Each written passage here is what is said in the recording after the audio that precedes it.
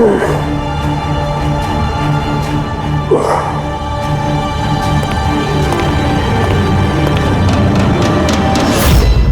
हो तुम? मेरे रूम में कैसे घुसे तुम? हाउसकीपिंग हो? अभी मैनेजर को फोन करके तुम काम से निकलवाता हूँ। सॉरी रतन सर, एक्चुअली आपके रूम का फायर अलार्म गलती से बज गया था। मैं चेक करने आया था कि कोई खतरा तो नहीं है। मैंने दरवाज़ा नॉक किया था पर शायद आप सो रहे तो इसलिए खोला नहीं, इसलिए मुझे मास्टर की यूज़ करके अंदर आना पड़ा। Are you fine? फाइन, गो।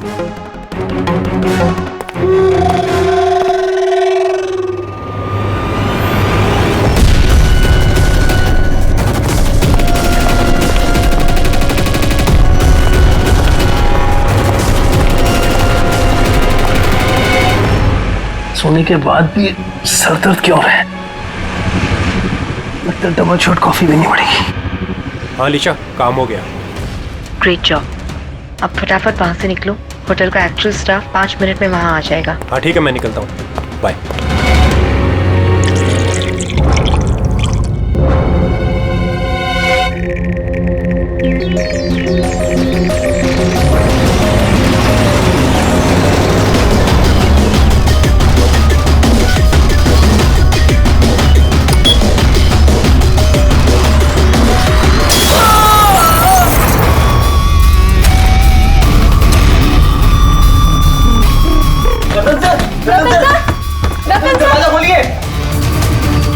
एक काम कर, मास्टर की से दरवाजा खोलते हैं।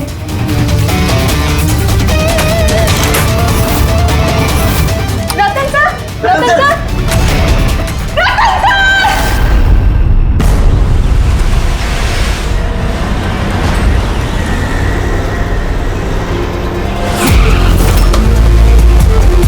जिनका खून हुआ है उनका नाम क्या है? सर रतन जी, वो हमारे रेगुलर कस्टमर थे और वो बहुत ही बड़े फिजिसिस्ट भी थे सर। फिजिसिस्ट? जी सर। मतलब फिजिक्स में एक्सपर्ट है ये? जी सर। कितने बजे हुआ ये सब? सर यही तकरीबन सुबह 6:30 बजे। हटिए, चलिए हटिए, प्लीज हटिए।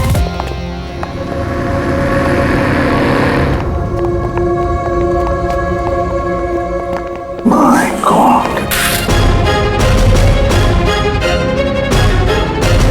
माय गॉड, इसके छाती में तो इतने सारे डार्ट्स घुसे हैं। अगर इसकी मौत ये माइक्रोवेव ओवन ब्लास्ट होने की वजह से हुई है तो ये 1 2 3 4 6 डार्ट इसके शरीर में क्या कर रहे हैं? माइक्रोवेव ब्लास्ट नहीं हुआ सर, यहाँ तो गन रखी हुई है।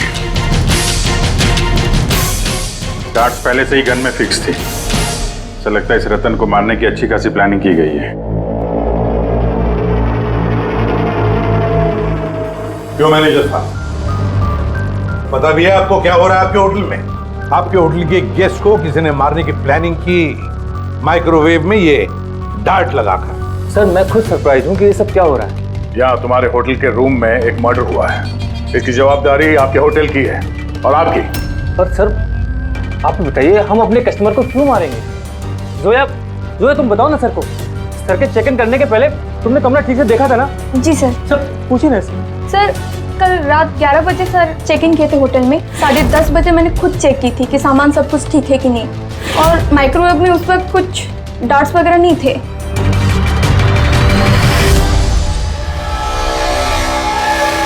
सर, आधा खाया हुआ पिज़्ज़ा है सर। यार ये आपके यहाँ ये बाहर का खाना अलाउड है? सर अलाउड तो नहीं है, लेकिन रतन सर रेगुलर थे तो किसी स्टाफ ने अलाउ कर दिया होगा सर। यार स्टाफ में कौन था जब ये पिज़्ज़ा कमरे के अंदर लाया गया? हा? क्या हुआ? हमारे सवाल शुरू हुए तो तुम्हारी जुबानें बंद हो गई? सीसीटीवी फुटेज देखना है हमें। रात 10:30 बजे से सुबह 6 बजे तक जो कुछ भी हुआ उन्हीं 7.5 घंटों के बीच में ही हुआ है।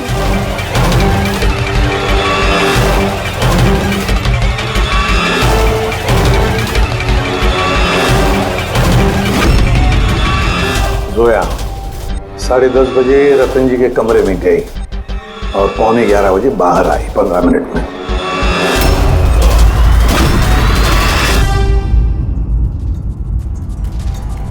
11:11 पे ये रतन कमरे में गया।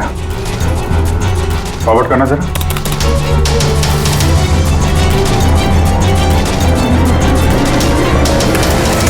साढ़े 11 बजे हैं और ये रहा रतन का पहला विजिटर।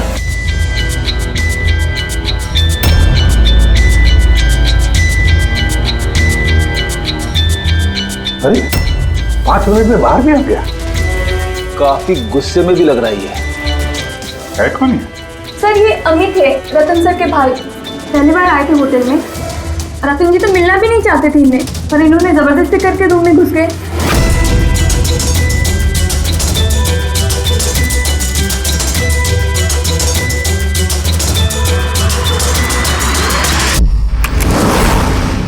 अच्छा, वो पिज्जा कमरे के अंदर ऐसे गया सर। फॉरवर्ड करना जरा, फॉरवर्ड करना।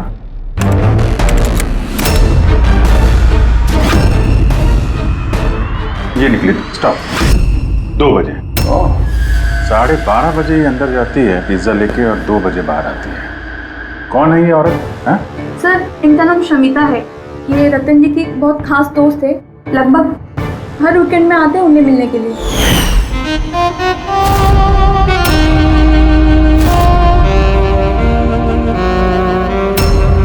शमिता खास दोस्त रात के 12:30 बजे आती है पिज्जा लेकर। रतन को आखिरी कॉल किसी शमिता नाम की लड़की ने किया था और उससे पहले किसी अमित ने। सर। हाँ पंकज, एक सेकंड, ये पासपोर्ट देखिए सर। इस पे ये कैम्बी का वीजा लगा है। तो सर ये बॉम्बे से कैम्बी जाने का टिकट है। फोटो तो उसी की है पर नाम रतन नहीं है, दिग्विजय कुमार।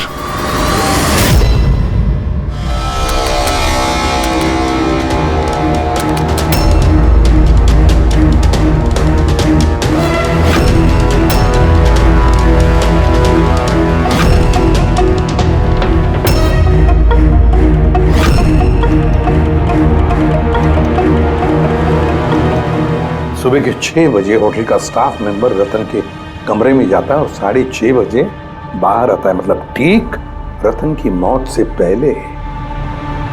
कौन है ये स्टाफ मेंबर? पता नहीं सर। क्या आप अपने स्टाफ वाले को नहीं पहचानते हैं? सर ये स्टाफ का आदमी नहीं है, मैं पता करवाता हूँ सर। मुकुल ये जाकर देखो ये आदमी कौन है, कोई नया स्टाफ आया है क्या? सर एक बात समझ में नहीं आ रही। ये रतन एक फिजिसिस्ट था, देश के स्पेशलाइज्ड स्पेस प्रोग्राम पे काम कर रहा था। नकली पासपोर्ट बनाने की क्या जरूरत? वही तो, कोई किसी फिजिसिस्ट को मारने के लिए इतनी लंबी प्लानिंग क्यों करेगा? पूर्वी, ये लैपटॉप चेक करो सर रतन का।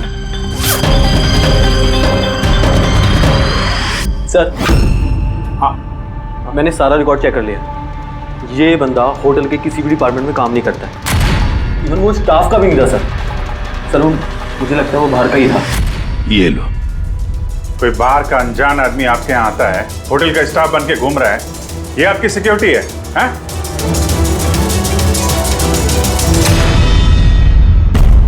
हाँ पूर्वी, कुछ मिला? हाँ सर, लैपटॉप हैक किया तो कुछ सीक्रेट फाइल्स मिली है। ये कुछ खुफिया इंफॉर्मेशन है, देश की सुरक्षा से कनेक्टेड। माय गॉड, ये क्या हुआ? सर ये खुफिया इंफॉर्मेशन रतन किसी को बेचना चाह रहा था। ये देखिए, इस डील से रिलेटेड मेल्स भेजे उसने किसी को। ये देखिए, ये सारे हैं। एग्जैक्टली ये खुफिया इंफॉर्मेशन क्या है जो रतन बेचने वाला था? सर हमारे देश के बॉर्डर पे कितने जवान तैनात हैं, आर्मी के पास कौन कौन से हथियार हैं, फौज की टुकड़ियां किन किन एरियाज में और कहाँ पर नहीं, सारी जानकारी है इसमें। अगर ये इंफॉर्मेशन किसी गलत आदमी के हाथ लग गया तो देश की सुरक्षा को खतरा हो सकता है। सर ये मिलिट्री की कॉन्फिडेंशियल फाइल्स उसे मिली कहाँ से? ऑब्वियसली पंकज, किसी आम आदमी के पास ये क्लासिफाइड फाइल्स नहीं हो सकते हैं। ये क्लासिफाइड फाइल्स और ये डुप्लीकेट पासपोर्ट इस बात की तरफ इशारा कर रही है कि ये रतन कोई फिजिसिस्ट नहीं था, ये किसी दुश्मन देश का जासूस था जो अपना काम करने के बाद इस नकली पासपोर्ट के जरिए देश छोड़ के भागने वाला था हमेशा के लिए। ये तो एप्रन वगैरह निकाल के बाहर निकल गया सर। फोन पर भी बात कर रहा है। हो सकता है पार्टनर हो बाहर। रेडी, होटल के बाहर के जितने भी सीसीटीवी कैमराज हैं ना, सबकी फुटेज चेक करो। सर जब तक इस अनजान स्टाफर का पता चलता है, ये शमिता और रतन का भाई अमित, इनसे पूछताछ करते हैं। सर ये रतन शायद फिजिसिस्ट नहीं था, दुश्मन देश का जासूस था सर। जासूस? हाँ सर, हमें उसके बैग से ये नकली पासपोर्ट मिला।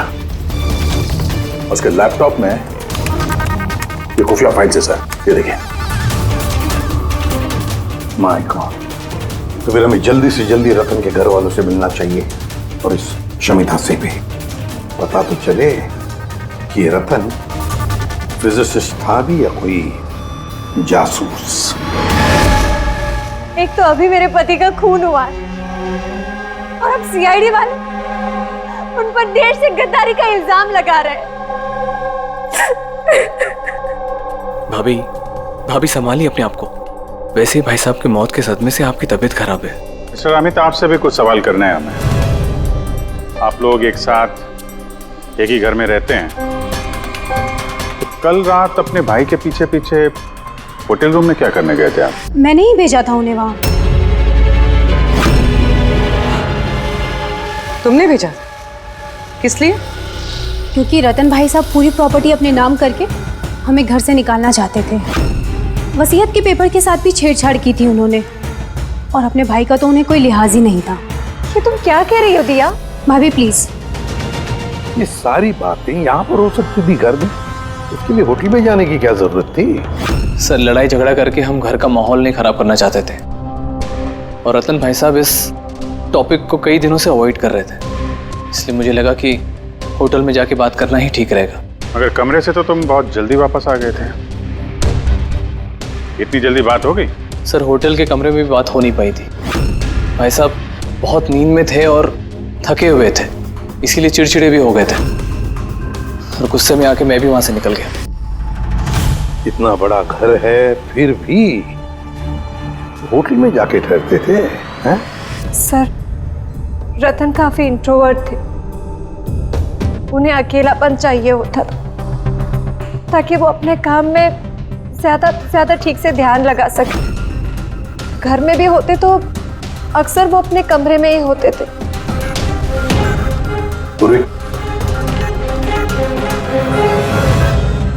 उन्हें जब कभी ज्यादा डिस्टरबेंस महसूस होता था तो वो अक्सर होटल में जाया करते थे।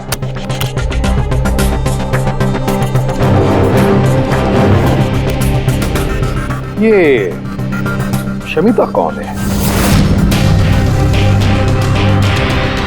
शमिता? प्लीज कुछ कीजिए ऑफिसर, मैंने सुबह मिसिंग कंप्लेन दर्ज कराई थी, शाम होने वाली है, मेरी बीवी का कहीं कुछ पता नहीं चल रहा है। जीजू प्लीज रिलैक्स, शमिता दीदी मिल जाएगी। क्या शमिता जी लापता है? जी। आप लोग? हम लोग सीआईडी से। अच्छा वो आप लोग आ गए, ये लोग तो कुछ कर नहीं पा रहे, अब आप लोग पता लगाइए ना मेरी बीवी कहाँ है। हम लोग तो पता लगा ही लेंगे, एक खून करके जो भागी है वो। क्या?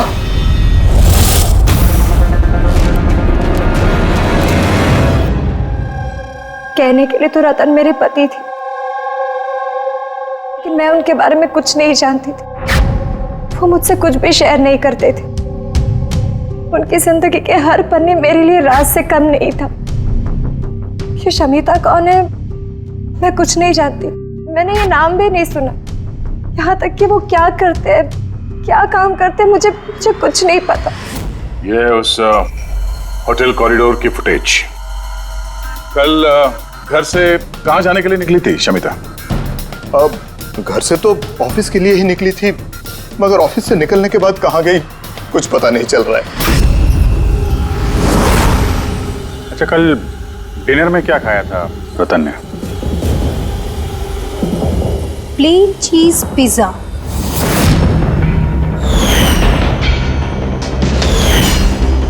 है ना भाभी? हाँ। प्लेन चीज पिज्जा, कमाल है अभिजीत, होटल में भी पिज्जा और घर में भी पिज्जा? भाई साहब ने होटल में भी पिज्जा खाया था। जी हाँ, वही पिज्जा जो शमिता लेकर आई थी। किडनैपर्स का फोन आया था।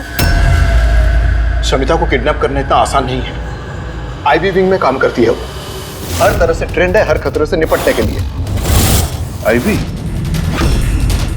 आप अपने दीदी का कमरा दिखाइए जरा।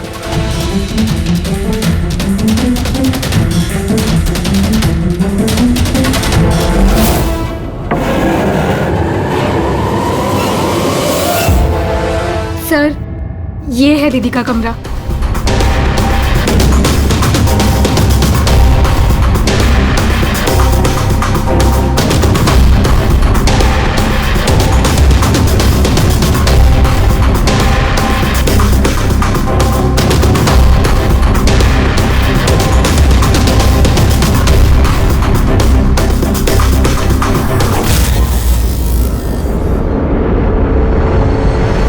सर, सर यहाँ आइए प्लीज।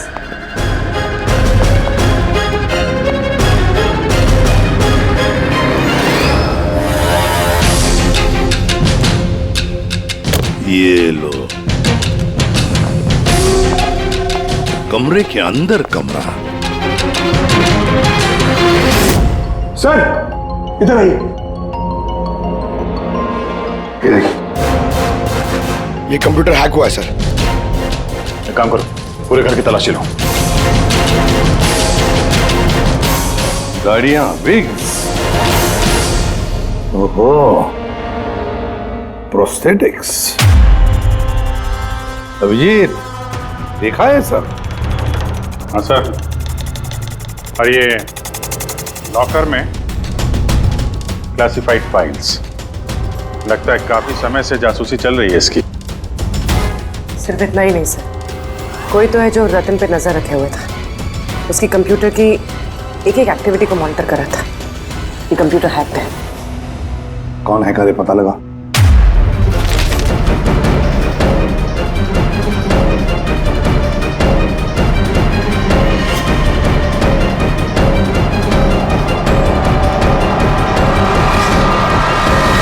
अब क्या कहना है आप लोगों को इसके बारे में?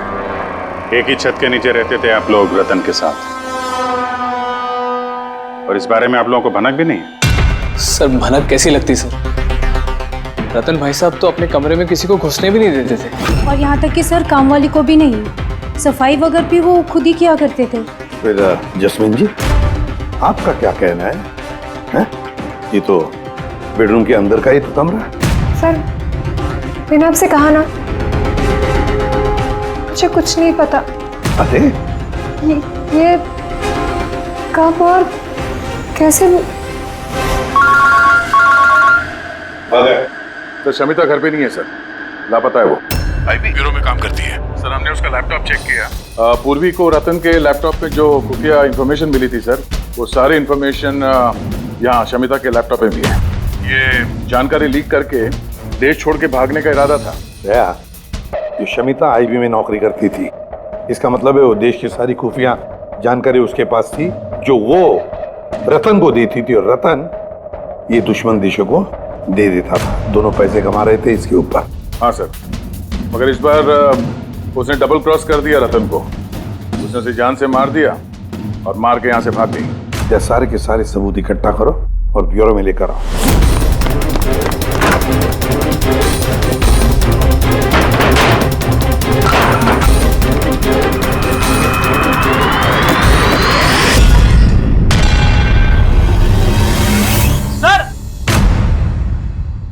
सर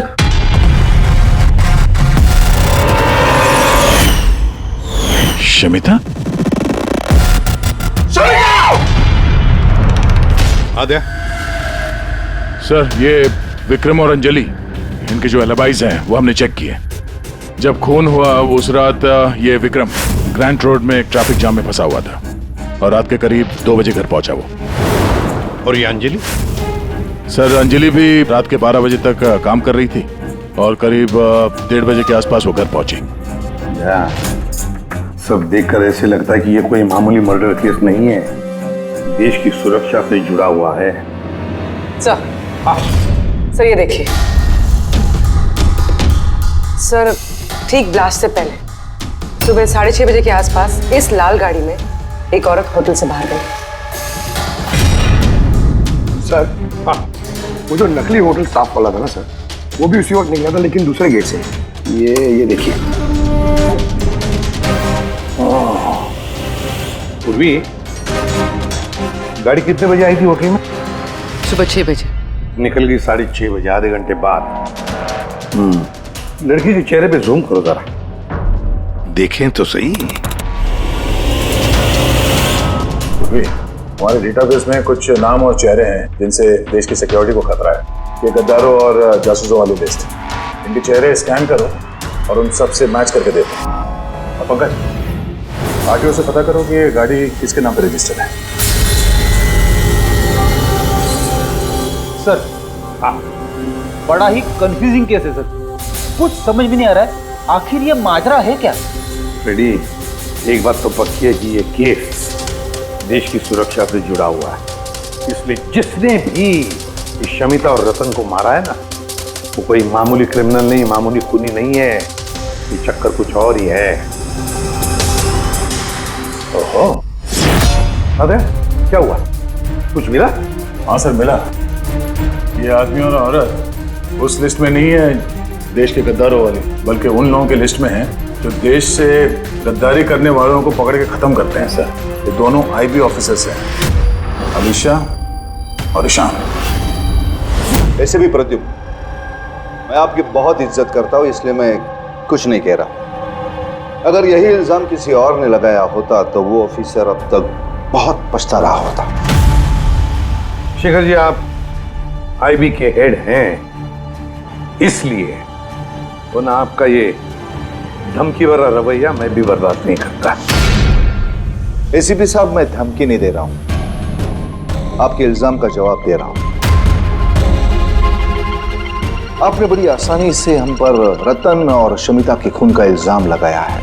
क्या आपको लगता है कि वो देश के गद्दार थे और इसलिए हमने उनको मार डाला? मैं इल्जाम नहीं लगा रहा, मैं साफ साफ पूछ रहा हूं कि क्या जो कुछ भी हुआ वैसा ही हुआ? देखिए सर, हम लोगों को पता है कि आप लोग जानते थे कि ये दोनों देश के सुरक्षा से संबंधित कुछ खास जानकारी दुश्मनों को बेचने वाले थे। और हमें यह भी पता है शेखर जी कि जिस वक्त रतन का खून होने वाला था, उस वक्त ईशान और आलिशा वहां उस होटल में मौजूद थे। रतन का खून होने से कुछ मिनटों पहले ही ईशान रतन के कमरे में गया था। शमिता रतन के कमरे में पिज्जा लेकर गई थी, एक ऐसा पिज्जा शायद जिसमें बेहोशी की दवाई थी। हा? तो आप लोगों ने शायद उससे कुछ ऐसा कहा होगा कि हमारे लिए काम कर दो और रतन को मार दो, तो आप लोग उसे छोड़ दोगे। क्यों? मगर वो अलग बात है कि उससे पहले शमिता मारी गई खुद अपने ही घर में। ये सच है कि हमें शमिता और रतन के गैर कानूनी कामों के बारे में पता चल गया था और इसीलिए सिर्फ और सिर्फ हम लोग उन पर नजर रख रहे थे। कुछ ऐसी कहानी सुनाइए शेखर जी जिस पर यकीन किया जाए। सर प्लीज, आप शेखर सर से इस तरह बात नहीं कर सकते। और तुम भी एसीपी साहब से इस तरह से बात नहीं कर सकते। Relax boys. अलीशा, तुम ही बताओ, तुम दोनों उस दिन होटल पे क्यों गए थे? सर, रतन के लैपटॉप से उन फाइल्स की कॉपी बनाने जो उसने दुश्मन देश को ईमेल कर दिया था, ताकि हमें ये पता चल सके कि हमारी कौन कौन सी खुफिया इंफॉर्मेशन उन तक पहुंच चुकी है। तो अब तसल्ली हो गई आपकी? हमारा मकसद सिर्फ नजर रखना था, मारना नहीं था। हाँ, लेकिन अगर जरूरत पड़े और हमारे पास ऑर्डर्स हो तो ऐसे देश के गद्दारों को मारने के लिए हमें आपके परमिशन की जरूरत नहीं है।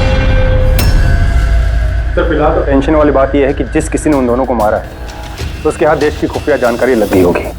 वो ये जानकारी जिसे मर्जी दे सकता है, दुश्मनों को, आतंकवादियों को या किसी और को भी। हाँ, अगर हमें वो इंसान मिल गया जिसने उन दोनों को मारा है और जिसके पास देश की खुफिया जानकारी है, तो हम उसे मारने में भी हिचकिचाएंगे नहीं। और हमें पूरा यकीन है कि आईबी के पहुंचने से पहले सीआईडी उस तक पहुंच जाएगी। एसीपी प्रद्युम्न, अपने ऑफिसर को समझाइए ये वक्त एक दूसरे को चुनौती देने का नहीं है, बल्कि मिलकर साथ काम करने का है। शेखर जी, देश की चिंता जितनी आप लोगों को है ना, उतनी चिंता हम सीआईडी वालों को भी है। लेकिन एक बात अच्छी तरह से याद रखना, जब तक ये मर्डर सुलझा नहीं जाता तब तक आप उस गद्दार तक पहुंच नहीं सकते। शमिता ने वो खास जानकारी लीक करके रतन को दी और रतन वो इंफॉर्मेशन किसी को बेचने वाला था। मगर इससे पहले कि रतन अपनी गद्दारी का काम पूरा कर ले, किसी ने शमिता को रतन के खून के प्लान में हिस्सा बना लिया। और अब अगर वो ईशान नहीं है तो जो कोई भी है सर, उसे जल्द से जल्द ढूंढना होगा। ये उसी ने शमिता को भी मारा है। हाँ, बोलता हूं क्या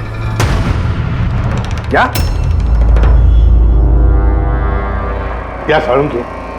अब क्या नया चक्कर है तेरा? क्यों? जब हम लोगों ने अपनी आंखों से उस सीसीटीवी फुटेज में देखा है कि रात के 12:30 बजे शमिता वहां होटल के कॉरिडोर में थी, तो तू कह रहा है कि वो शमिता नहीं थी? कौन हो सकता है? रतन की मौत कैसे हुई? रतन की मौत हुई जहर की वजह से। वो डार्ट जो हमें रतन की बॉडी में से मिला है, उस पर इतना जबरदस्त जहर लगा हुआ था कि सेकंड्स में ही रतन की मौत हो गई। और सर पॉइंट नंबर 2, इस माइक्रोवेव में डार्ट फिक्स करने के लिए खूनी को पूरा टाइम मिला होगा, क्योंकि ये नशीला पिज्जा खाने की वजह से वो बेहोशी की हालत में पड़ा होगा। बस जो नशीली दवाई हमें पिज्जा में मिली है, उसी नशीली दवाई के ट्रेसेस हमें रतन के पेट में से। हाँ, अभी पूरे इंग्रेडिएंट्स को अच्छी तरह से चेक नहीं कर पाया हूँ, लेकिन यार सामने मैंने सब कुछ मान लिया, बस सब कुछ मान लिया, लेकिन पहले ये बता, इन सारी चीजों का शमिता के वहां होटल में ना होने से क्या कनेक्शन? बता रहा हूँ, वही बता रहा हूँ बॉस। शमिता डायबिटीज की पेशेंट थी, शक्कर की बीमारी। शमिता की मौत हुई है किसी मिलावट वाले इंसुलिन के इंजेक्शन की वजह से। और सबसे इंपॉर्टेंट बात, शमिता का मौत का टाइम है रात को 10 से 12 के बीच का। क्या? एग्जैक्टली। तो 12 बजे तक अगर वो मर चुकी थी, फिर 12:30 बजे वो हमें होटल में कैसे दिख सकती है? तो अगर शमिता ने रतन को नहीं मारा और अमित, ईशान और अलीशा ने भी नहीं मारा, तो फिर रतन को मारा किसने? और फिर वो फुटेज में जो औरत हमने देखी थी, अगर वो शमिता नहीं थी तो फिर कौन थी? शमिता। एसीपी साहब, आप शायद नहीं जानते कि मैं कितनी बड़ी टेंशन में हूं। अगर वो खूनी नहीं पकड़ा गया जिसने रतन और शमिता को मारा है, तो देश कितनी बड़ी मुसीबत में फंस सकता है, ये आप नहीं जानते। मैं अच्छी तरह से जानता हूँ शेखर जी, बहुत अच्छी तरह से जानता हूँ। लेकिन एक बात अच्छी तरह से याद रखिए, हम देश पर कोई भी आंच आने नहीं देंगे, उससे पहले ही हम खूनी को पकड़ लेंगे। सर, वो खूनी की आइडेंटिटी हमें वो ईमेल से मिल सकती है सर, जो रतन और शमिता ने एक दूसरे को भेजा है। अब कैसे? मुझे तो ये भी लगता है कि जरूर कोई आसपास वाला ही है, जिसे शमिता और रतन, इन दोनों की छोटी सी छोटी आदतों के बारे में पूरी जानकारी थी। हाँ सर, जैसे कि सुबह उठते ही रतन का माइक्रोवेव में कॉफी बनाना और शमिता को इंसुलिन के इंजेक्शन पहुंचा देना, वो तो कोई पास वाला ही आदमी कर सकता है। और खूनी को ये भी पता था कि ये अंजलि और विक्रम रात 1 बजे से पहले घर आने वाले नहीं है। आखिर खूनी कौन हो सकता है सर? सर, एक बात समझ में नहीं आ रही सर। ये रतन और शमिता एक दूसरे को 2 सालों से जानते हैं, मगर गद्दारी करने का इन्होंने ये 3 हफ्ते पहले ही सोचा, ऐसे अचानक? हाँ सर, बात थोड़ी अजीब तो है। इन 3 हफ्तों के पहले इनका कोई रिकॉर्ड तो नहीं रहा खुफिया खबर के एक्सचेंज को लेकर। इस सबका तीसरे गद्दार से क्या लेना देना? We are running out of time. हाँ सर, हमने सारे सुरागों के ताले खोल दिए, लेकिन हमें वो दरवाजा नहीं मिल रहा जो हमें तीसरे जासूस तक ले जा सके। तीसरा दरवाजा है, ये तीसरा दरवाजा हमें उस जासूस तक ले जाएगा। कौन सा? उस दरवाजे का नाम है पिज्जा। पिज्जा, वो औरत जो बड़े बड़े काले चश्मे और घुंघराले बाल का विग पहनकर घूमती है ना, शमिता बनकर, उसने उस दिन पिज्जा लाया बाहर से होटल के अंदर, और उसने ऐसा इसलिए किया क्योंकि उसे वो नशीली दवाई मिलानी थी पिज्जा में। अगर होटल में ऑर्डर करती तो उसे मौका नहीं मिलता और ना ही वक्त मिलता वो नशीली दवाई पिज्जा में मिलाने के लिए। और होटल वालों ने कुछ नहीं बोला क्योंकि वो लोग उसे जानते थे। दया, होटल दे रॉयल के आसपास इस पिज़्ज़ालो ब्रांड के पिज्जा की कितनी दुकानें हैं पता लगाते हैं, सब कुछ साफ हो जाएगा।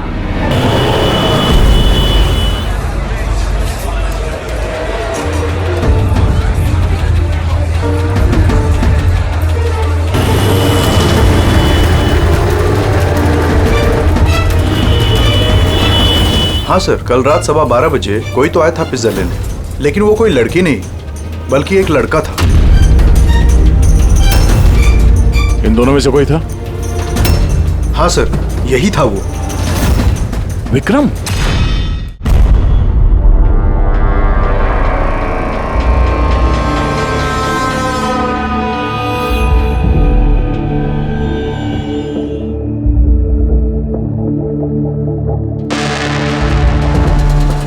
चक्कर क्या है?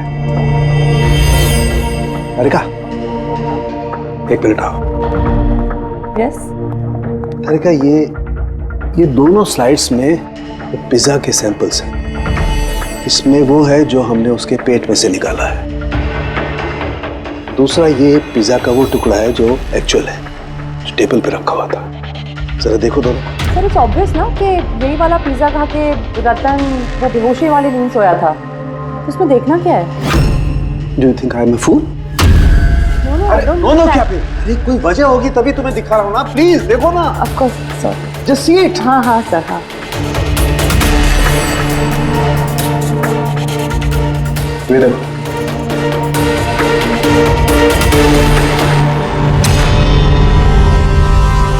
क्या? इसका मतलब रतन ये पिज्जा खा के दोष नहीं हुआ है? Exactly, वही दिखाना चाहता था मैं तुम्हें। क्या खाया होगा उसने?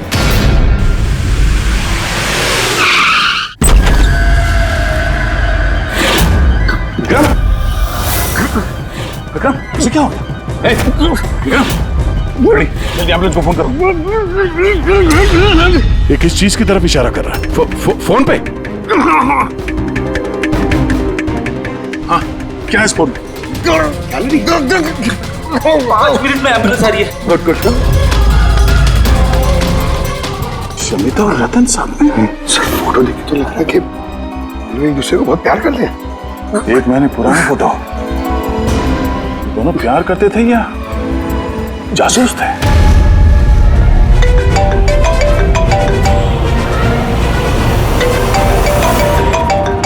हाँ डॉक्टर साहब। अरे यार, इस केस में तो नया ही पेज फंस गया। अब क्या हुआ? याद है वो पिज्जा जो रतन ने खाया था होटल में, जिसकी वजह से वो गहरी नींद सो गया। हाँ हाँ, वही पिज्जा जो वो नकली शमिता होटल के रूम में लेकर गई थी। यार, यही कच्चा खा गए। दरअसल रतन उस पिज्जा को खाने की वजह से बेहोश हुआ ही नहीं। रतन बेहोश हुआ है किसी और चीज को खाने की वजह से, जो शायद उसने होटल में आने से पहले ही खा ली। होटल में आने से पहले? अभिजीत ने बताया था कि होटल आने से पहले रतन ने पिज्जा ही खाया था। अच्छा, कल डिनर में क्या खाया था रतन ने? प्लेन चीज पिज्जा, है ना भाभी? हाँ।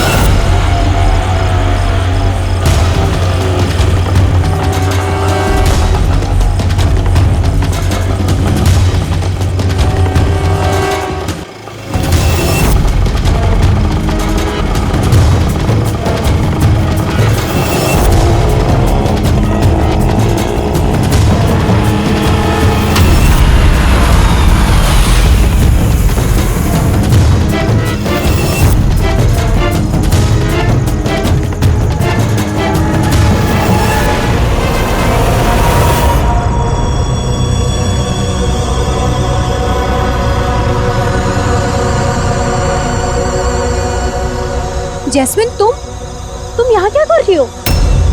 इन लोगों ने मुझे कुछ इन्फॉर्मेशन लाने के लिए कहा। मुझे कुछ पता ही नहीं उस इन्फॉर्मेशन के बारे में। इन्होंने कहा कि अगर मैं नहीं आई तो ये लोग मुझे जान से मार देंगी, इसलिए मैं यहाँ आई हूँ। वो कौन तुम लोग? हम तीनों को यहाँ धोखे से बुलाने का मतलब? देश के साथ धोखा ना हो, इसलिए हमें कभी कभी मुजरिमों के साथ धोखा करना पड़ता है। आई बी विंक। आप लोग वही है ना जिन्होंने रतन भैया को मारा था? रतन को किसने मारा और किसने नहीं, इसकी सच्चाई जल्द सामने आ जाएगी। लेकिन दिया, अमित, एक और सच्चाई आना बाकी है। वो क्या? वो ये कि तुम दोनों को ये पता होना चाहिए कि तुम एक देश के गद्दार के साथ रह रहे हो, है ना जैस्मिन?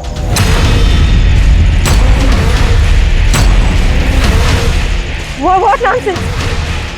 तुम लोग मुझे देश का गद्दार कह रहे हैं? रतन को बेहोशी वाला खाना तुमने खिलाया था ना, जिसकी वजह से उसकी बाद में मौत हो गई। अब तुम्हारी भलाई इसी में है कि तुम जल्दी से अपना जुर्म कबूल कर लो। क्या कह रहे हो तुम लोग? मैंने ऐसा कुछ नहीं किया है। कौन सी बेहोशी वाली दवाई? मैं अपने पति को क्यों मारूंगी? हाँ, क्यों उसे बेहोशी वाली दवाई दूंगी? हमें तुम चुप क्यों? हाँ, तुम उस दिन मेरे साथ थे ना जब मैंने रतन को खाना दिया था? तो फिर तुम कुछ क्यों नहीं बोल रहे? चुप क्यों? कुछ तो बोलो ना। सारी कोशिशें बेकार है जस्मीन।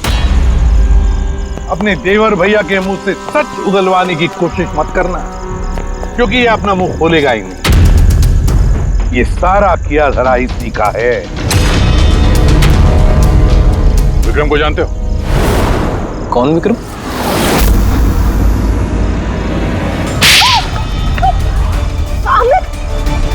आप लोग इस तरफ आइए। वही विक्रम जिसे शमिता और रतन के एक्स्ट्रा मैरिटल अफेयर्स के बारे में तुमने जानकारी दी थी और कुछ फोटो भी भेजे थे हेलो मैसेंजर पे। ये देखो, डिस्प्ले पिक्चर में तुम्हारा चेहरा है। कुछ याद है? ये क्या? शमिता और रतन के फोटोग्राफ्स विक्रम को हेलो मैसेंजर ऐप से जैस्मिन ने किसी और ने भेजा है। अमित, देश को नुकसान पहुंचाने का मेरा कोई इरादा नहीं था सर। और ये सारा गद्दार जासूस वाला जो एंगल है, ये सब कुछ मेरा गेम प्लान था, ताकि मैं कानून को गुमराह कर सकूं। पूरी बात डिटेल में बताओ। ये गद्दारी वाला नाटक क्या है? सर, ये सब एक गेम प्लान था, ताकि रतन की मौत का इल्जाम मुझ पर ना आए और शमिता का मौत का इल्जाम विक्रम पर ना जाए। इसीलिए मैंने ये सब गद्दार जासूस का ताना बाना बुना था।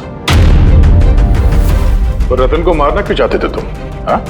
क्योंकि वो मुझे और दिया को घर से बाहर निकाल देना चाहता था, और अगर वो ऐसा कर देता तो मैं कुछ नहीं कर पाता।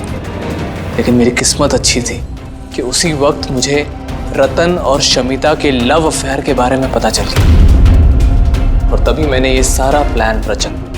मैंने शमिता के हस्बैंड विक्रम को उसकी बेवफा बीवी का सबूत दिया। गुस्सा तो इतना आ रहा है मुझे कि मन कर रहा है उसे डिवोर्स दे दूं, मगर क्या करूं? इसमें मेरा ही नुकसान है। अगर उसने मुझे छोड़ दिया ना, तो मैं खुद ही सड़क पे आ जाऊंगा। तो डिवोर्स मत दो, कुछ उससे भी बड़ा सोचो। मार डाले उन्हें। फिर मैंने और विक्रम ने रतन और शमिता के कंप्यूटर पे उनके नाम से ईमेल अकाउंट्स बनाए। रतन वाले ईमेल्स मैं भेजता था और शमिता वाले विक्रम। उस रात होटल में विक्रम ही नकली शमिता बनकर गया था। जब वो कमरे में पहुंचा तो उसने देखा कि रतन गहरी नींद में है। बस फिर उसने माइक्रोवेव में डार्ट्स फिट किए, थोड़ा सा पिज्जा खाया, नशीली दवाई मिलाई और फिर कमरे में से चला गया। और शमिता को वो जहरीला इंसुलिन का इंजेक्शन तुमने ही दिया था ना? हाँ, होटल जाने से पहले मैं शमिता के घर गया था। जी कहिए, आप कौन? तुम्हें आजाद करने आया हूँ। मतलब? दो लोगों से प्यार करना अच्छी बात तो नहीं है ना शमिता जी? होटल के कमरे में रतन से मिलने क्यों गए थे तुम, जब ये सारा प्लान पहले से ही करके रखा हुआ था? भले ही वो मुझे घर से बाहर निकाल देना चाहता था, लेकिन था तो वो मेरा ही भाई। एक आखिरी मुलाकात तो बनती थी, और ये सब मेरे प्लान में भी मेरी मदद करती है। मैंने विक्रम को पहले से इन्फॉर्म कर दिया कि रतन नींद में है और कुछ ही देर में सो जाएगा। और तुम्हें लगा कि सीसीटीवी फुटेज में बहुत सारे लोग दिखेंगे, उसमें अगर तुम भी दिख जाओगे तो कोई शक नहीं करेगा। इसीलिए तो मैंने ये सारा गद्दार जासूस वाला खेल रचा था, ताकि आप सब लोग इसी में उलझ के रह जाए। लेकिन जब ये आईबी वाले भी इस केस में जुड़ गए तो विक्रम डर गया और इसलिए तुमने उसे पैरालाइज कर दिया, और कुछ चारा भी नहीं था मेरे पास। ये तुमने क्या किया अमित? पैसों के लिए तुमने अपने भाई को मार दिया। अमित, जायदाद और पैसों की लालच में तुमने अपने सगे भाई का खून कर दिया, और तो और कानून के साथ और देश की सुरक्षा के साथ भी खिलवाड़ किया। बहुत संगीन जुर्म किए तुमने। कानून तुम्हें कड़ी से कड़ी सजा देगा।